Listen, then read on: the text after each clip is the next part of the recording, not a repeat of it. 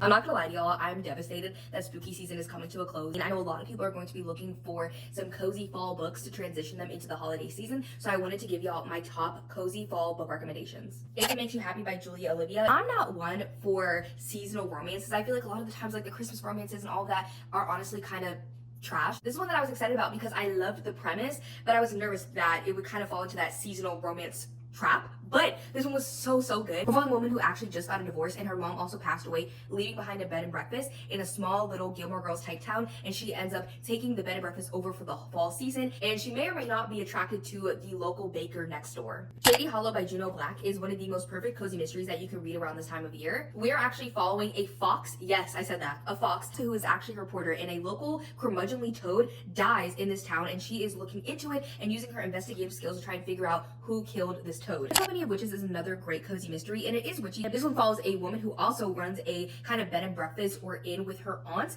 and one of their guests ends up dying, and one of her aunts is the prime suspect. So she is trying to figure out how she is going to clear her aunt's name, and I forgot to mention, they're all witches, but our main character has not used her powers since her husband has died, and she might have to start using this power to clear her aunt's name. Every Heart a Doorway by Shauna McGuire is the first book in the Wayward Children series. This one is about children who are able to go into these other realms, and they sometimes are really amazing, sometimes they kind of suck, but a lot of times they get sent back and they have to kind of deal with what they experienced in the other world. So these children get sent to this wayward house for them to kind of reintegrate back into the real world. This one follows, of course, one of the kids as they are going to this house to reacclimate, and there's also maybe a murder mystery in this book, which added a lot to the story for me. Garlic and the Vampire, we are following a little bulb of garlic, literally an animated bulb of garlic, because they were brought to life by a garden witch. So there's a witch in this book who runs a garden, and so she brings a lot of her crops to life, and those crops help the other crops, but then they think that there is actually a vampire who moved into the abandoned castle nearby. And who are they going to send? Of course, the bulb of garlic. And she has to go figure out what's up with this vampire. What a Match by Mimi Grace is another perfect seasonal romance. This one follows a woman, and her brother's best friend has to move in with her for a short period of time because